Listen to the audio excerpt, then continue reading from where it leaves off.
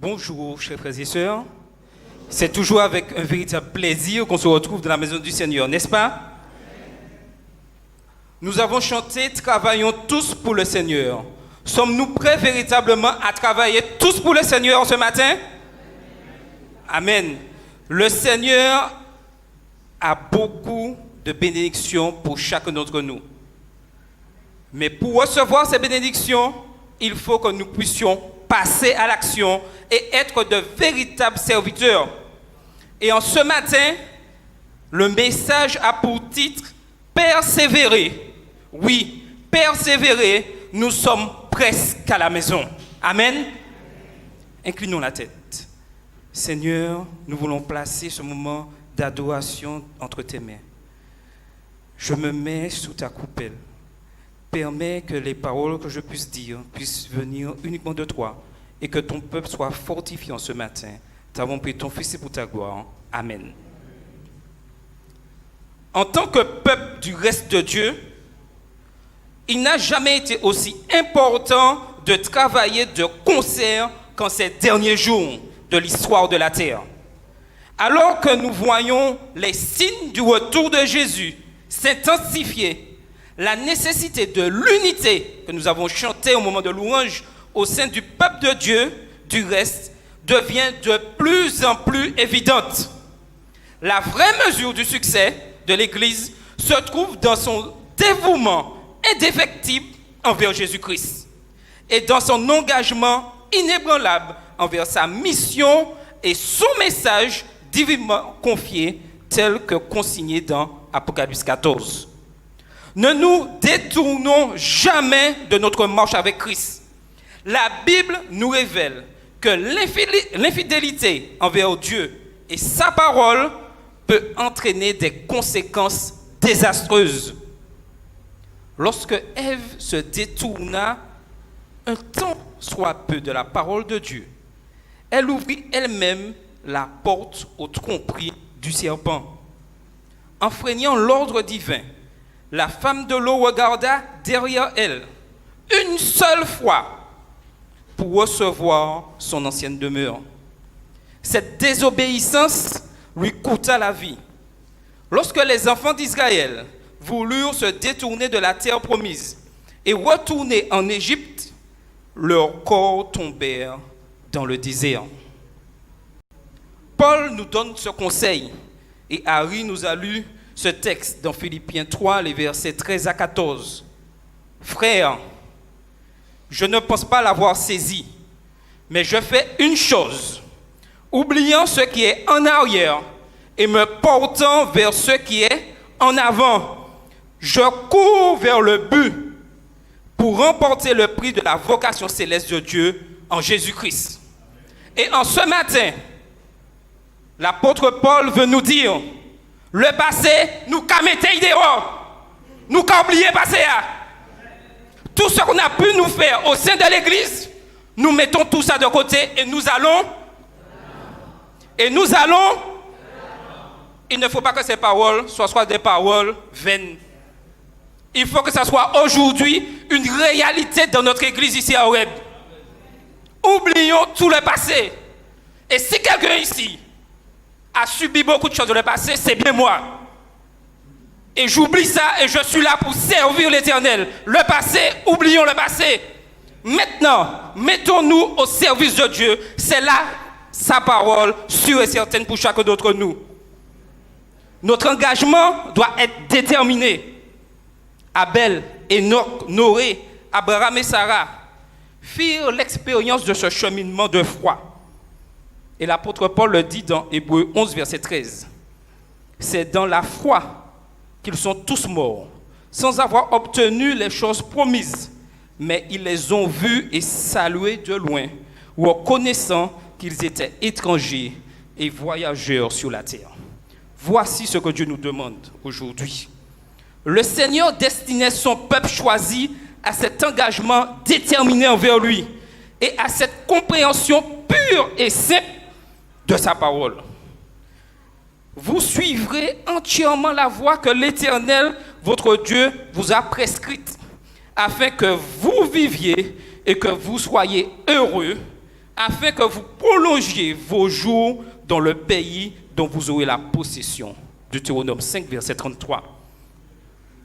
Aussi longtemps que les Israélites restèrent fidèles, inébranlables dans leur soumission au Seigneur et à sa parole, leur succès était garanti. À maintes reprises, hélas, ils troquèrent leur progression dans la foi contre un recul dans la peur. Aux frontières même de la terre promise, ils s'exclamèrent: « Pourquoi l'Éternel nous fait-il aller dans ce pays où nous tomberons par l'épée, où nos femmes et nos petits-enfants deviendront une proie? Ne vaut-il pas mieux pour nous retourner en Égypte ?» Et ils se dirent l'un à l'autre: « Nommons un chef et retournons en Égypte. » Nombre 14, versets 3 et 4. Aujourd'hui, beaucoup d'entre nous souhaitons retourner dans les anciens sentiers.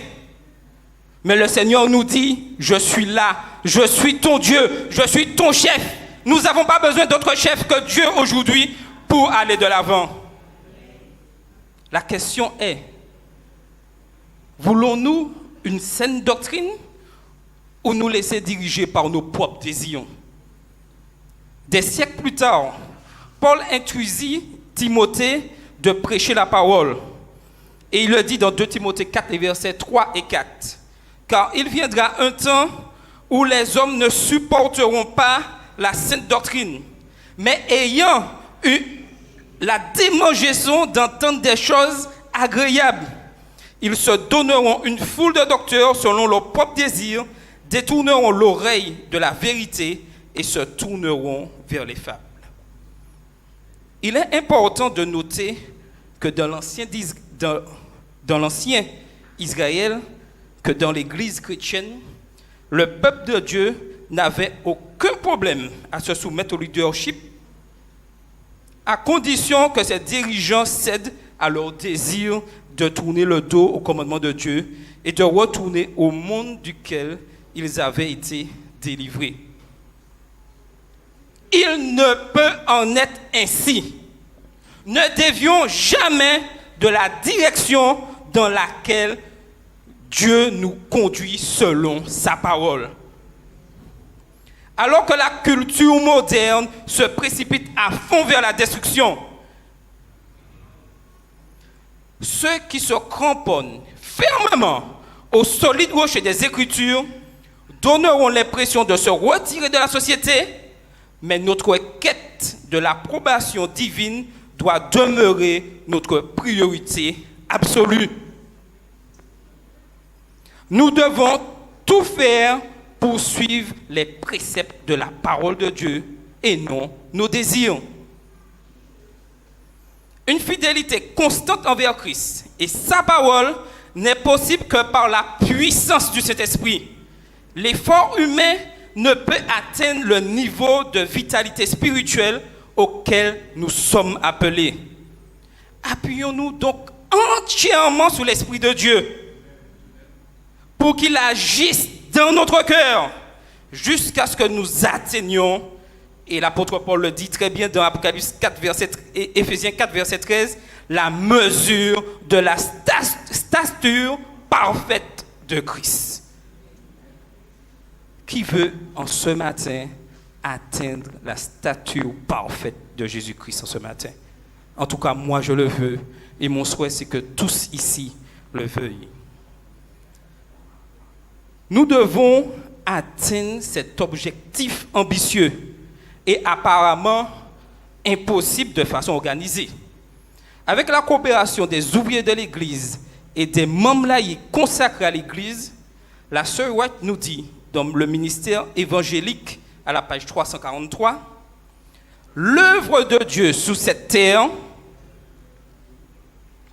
ne sera pas achevée à moins que les hommes et les femmes qui composent nos églises ne se mettent au travail et unissent leurs efforts à ceux des prédicateurs et des membres officiants de l'église. » Et je vais transformer le texte en ce matin. Et nous allons dire tous ensemble, l'œuvre de Dieu ici à Horeb, placée ici à cet endroit, à l'avenue Condorcet, ne sera pas achevée à moins que moi, vous ici, présents en ce matin, qui composent l'église d'Horeb, ne se mettent au travail. Il faut que chacun de nous se mette au travail avec le pasteur et les anciens pour que la mission soit accomplie. Voulez-vous accomplir cette mission? Alors, au travail. Si nous voulons achever l'œuvre dans cette génération, il nous faut, par la puissance du Saint-Esprit, combler le fossé entre les grands idéaux auxquels nous aspirons et les devoirs pratiques devant nous. Nous devons prendre conscience en ce matin que la première étape dans l'achèvement de l'œuvre consiste en fait à nous mettre au travail. Et la sœur White ajoute dans le livre Instructions pour un service chrétien effectif, à la page 15, nous devons tous être des collaborateurs de Dieu. Il n'y a pas de paresseux dans les rangs de ses serviteurs. Chaque membre doit sentir que la vie et la prospérité de son Église sont influencées par son comportement individuel. Qu'est-ce que je viens de dire? Que chacun d'entre nous devons prendre conscience que mon action individuelle permettra à l'Église d'avancer. Imaginez un instant, une chaîne est composée de plusieurs maillons et qu'un maillon ait décidé de se faire la malle. Est-ce que vous avez une chaîne? Dites-moi. Vous avez quoi? 2 morceaux de chaîne et vous ne pouvez rien tirer avec. Donc, chacun dans l'Église a sa mission, son rôle à jouer, et personne ne peut dire « je reste assis et je regarde ». Personne.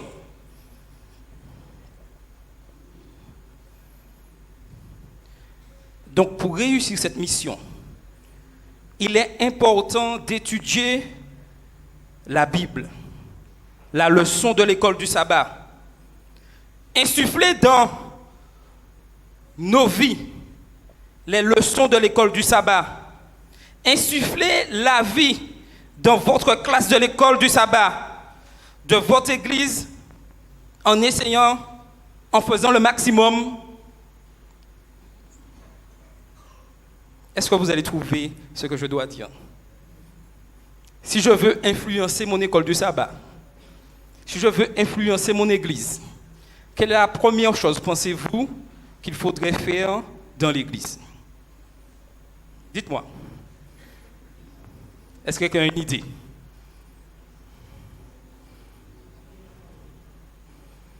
Quelque chose que nous pouvons tous faire. Un petit effort le matin. Se réveiller un peu plus tôt.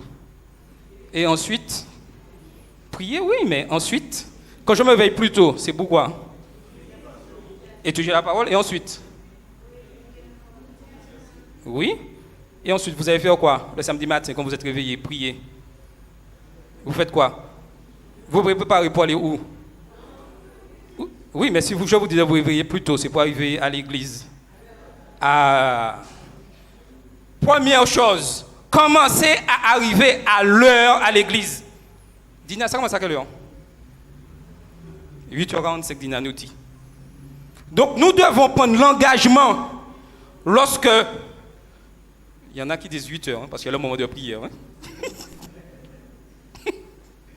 Nous devons prendre l'engagement de faire l'effort, d'être à l'heure. Être prêt à discuter avec enthousiasme de ce que nous avons appris. Être présent aux réunions de prière. Que les membres les plus âgés voient des jeunes qui intercèdent ensemble pour l'Église. Servir les démunis en faisant du bénévolat à un centre de service à la communauté. Ayons toujours sur nous des imprimés comme ce jeune homme que Rosémie nous a raconté dans les 5 minutes. Nous pouvons faire plusieurs actions. Nous tourner vers les institutions pour leur demander d'investir plus de temps, plus d'argent dans l'évangélisation. Au lieu de le mettre dans des activités sportives, je n'ai pas dit de ne pas mettre dedans, mais notre priorité, c'est la mission. Ayons une voix dans la direction de notre Église. Il faut, et il est temps qu'au niveau de notre quartier ici, qu'on connaisse l'Église d'Oreb et ce qu'elle fait. Malheureusement, notre Église est plus ferme et couverte. Et il est temps que nous puissions changer les choses. Pour que l'Église adventiste puisse atteindre l'idéal du Seigneur, être son reste, puisque nous sommes appelés le reste du temps de la fin, nous devons, vous et moi, en tant qu'individus, et pas seulement en tant qu'Église, travailler pour Christ en servant nos semblables. Voici la clé du succès. Si nous permettons tous au Saint-Esprit de nous transformer à la ressemblance de Jésus, nous ferons automatiquement l'œuvre qu'il nous a confiée. Le caractère du Christ se verra dans ce que nous faisons et pas simplement dans ce que nous nous abstenons de faire. Et aujourd'hui, malheureusement, on voit plus ce qui ne se fait pas que ce qui se fait. Chacun a un rôle important. Et j'espère pour moi que ce n'est pas un rêve, mais que ce sera une réalité. Que lorsqu'on viendra vous demander de travailler pour le Seigneur, que vous puissiez répondre dans la seconde « Oui, Seigneur » et pas dire « je réfléchis » ou « non ». Normalement, « je réfléchis » ou « non » devrait être banni de notre dictionnaire. Dites-moi, c'est une utopie ou ça peut être une réalité? La balle est dans votre camp. Mais sachez que Dieu dirige son Église et que son Église ira toujours de l'avant. Et je vais vous laisser avec ce dernier passage que la sœur White nous dit. Lorsque son caractère sera parfaitement reproduit dans ses disciples, il reviendra pour les réclamer comme sa propriété.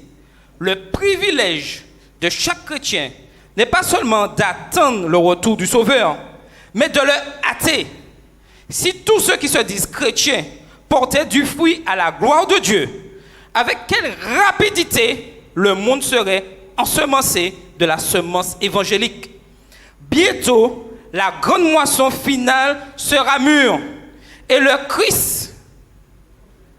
Christ reviendrait pour accueillir le précieux grain. C'est à nous d'agir.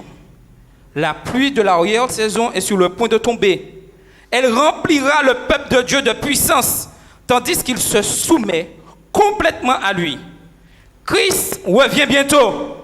Il nous appelle tous à aller de l'avant par la foi et à soumettre notre vie à sa puissance pour qu'il nous transforme toujours plus à son image. Est-ce que vous y croyez en ce matin? Dites-moi. Avons-nous cette assurance que Christ revient? Avons-nous cette assurance que nous devons être de fidèles serviteurs? Avons-nous cette assurance que c'est avec nous, ensemble, que l'Église aurait pu réussir cette mission? Chacun a un rôle à jouer. Il n'y a pas de membres paresseux dans la maison du Seigneur. Nous avons tous à servir. Il n'y a pas de petits postes dans l'Église. Il n'y a que des postes pour faire avancer l'œuvre de Dieu. Vous avez bien entendu que je n'ai pas dit pour faire avancer l'Église. J'ai dit pour faire avancer l'œuvre de Dieu. Ce n'est pas pour le pasteur, ce n'est pas pour les anciens que nous sommes à l'Église. Nous sommes là parce que nous avons reçu cet appel et nous voulons remporter la victoire. Amen. Donc, dis ou non, dis ou je réfléchis, on oublie ça. On répond comme Samuel, oui Seigneur, me voici, je veux te servir. Je vais vous inviter à vous lever. Et nous allons chanter le numéro 342. Qu'il fait bon à ton service. Mais que ces paroles, qu'on ne chante pas comme ça, que nous puissions être vraiment imprégnés par ces paroles. Qu'il fait bon à ton service, Seigneur, de te servir. Jésus, mon sauveur, qu'il est doux en sacrifice de t'offrir mon cœur pour me posséder moi, toi-même. Tu m'as racheté. Fais que désormais je n'aime que ta volonté.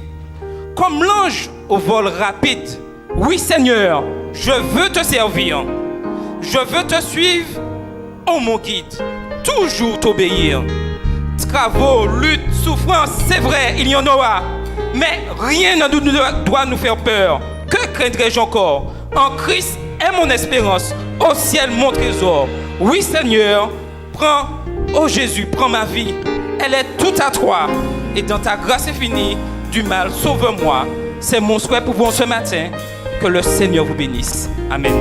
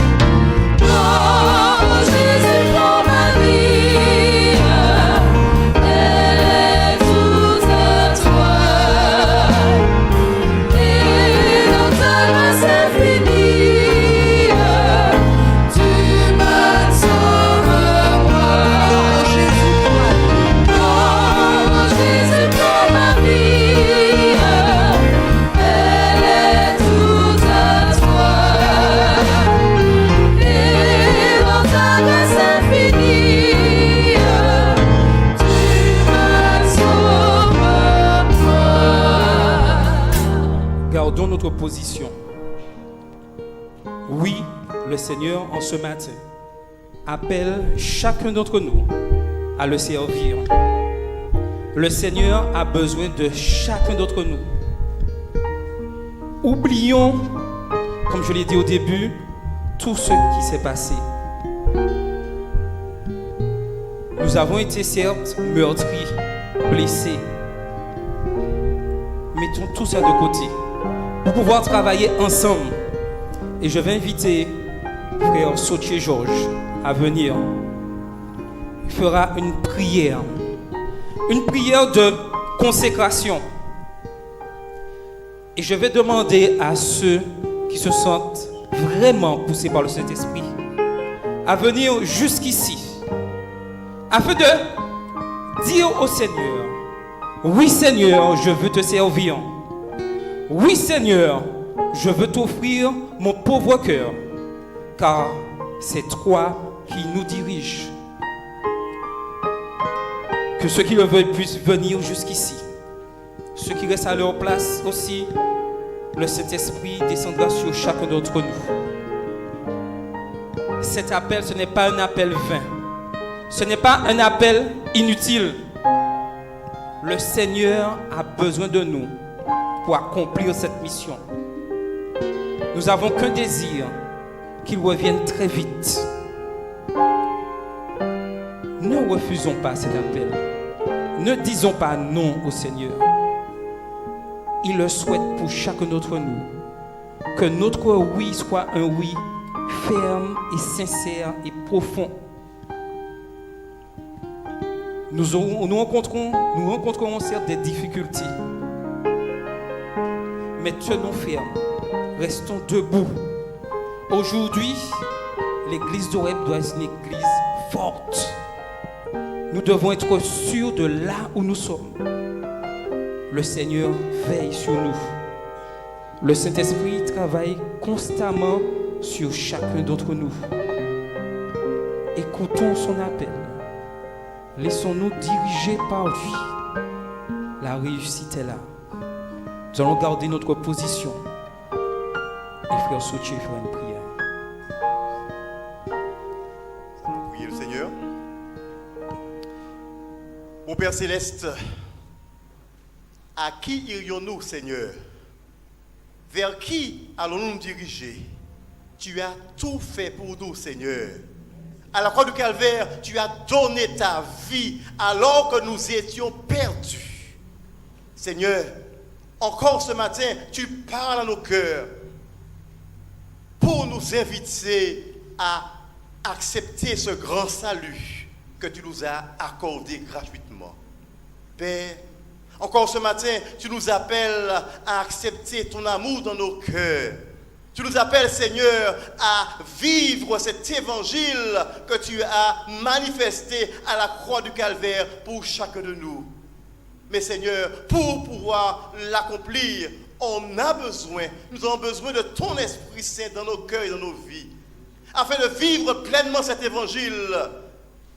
Seigneur notre Dieu, encore une fois ce matin, daigne toucher nos cœurs, daigne toucher nos vies, daigne prendre possession de nos cœurs, daigne demeurer dans notre vie, que nous soyons, Seigneur, ses sarments et que tu sois notre sceptre, afin que nous puissions être tous les jours alimentés par ton Esprit Saint pour accomplir ta sainte volonté, préparée d'avance pour que nous l'accomplissions. Père éternel, daigne répandre sur chacun de nous ton esprit de vérité, et que comme un seul homme, nous puissions marcher ensemble pour Jésus. Alors que bientôt tu reviendras sur ces nuées où nous allons être tous ensemble, unis, la main dans la main pour te recevoir. Daigne dès à présent que nous puissions continuer à marcher ensemble pour le salut de tous. Ô Père, nous avons besoin de toi, plus que jamais. Daigne accepter notre prière et répandre sur nous ta bénédiction, et que toute la gloire te revienne au nom de Jésus et pour ta gloire. Amen. Nous allons retourner à nos places et nous allons chanter ensemble, unis pour gagner. Oui, unis pour gagner. La victoire est assurée en Jésus-Christ.